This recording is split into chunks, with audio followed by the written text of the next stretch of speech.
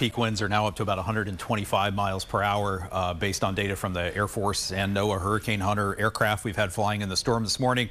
System is moving to the east-southeast at 8, and it's going to come very close to the northern coast of the Yucatan Peninsula, and then it's going to turn northeastward towards Florida and move near and basically over the west coast of Florida, make landfall sometime Wednesday evening, and then quickly across the peninsula and out into the Atlantic as we go from Wednesday night and Thursday. But we really have the stage set for multiple life-threatening hazards here. We have a storm surge watch along the west coast of Florida, all the way from Chokoloskee up to Suwannee River, including the Tampa Bay region.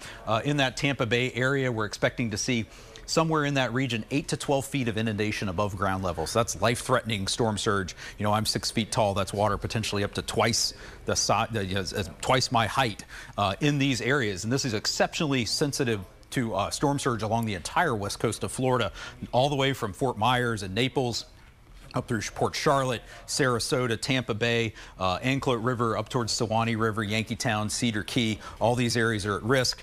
There's the potential as well for hurricane conditions to affect much of the Florida peninsula. We have hurricane watches in effect, again, for much of the west coast, extending inland. These will likely be extended across the rest of the peninsula over to the east coast later today.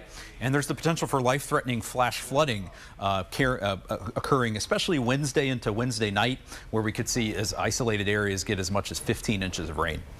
And we know that the storm did strengthen now to a major hurricane. So I did want to ask here, is it possible that it does make landfall as Category 4, Category 5? Is a Category 5 possible at this point?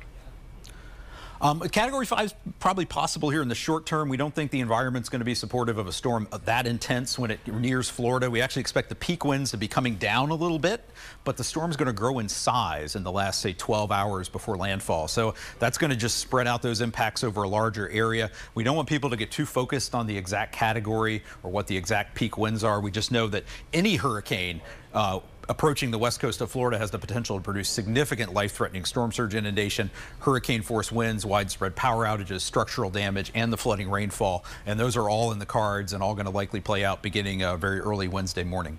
All right, Dr. Michael Brennan there with the National Hurricane Center. As always, thank you so much for taking the time to join us. We appreciate it. Thanks.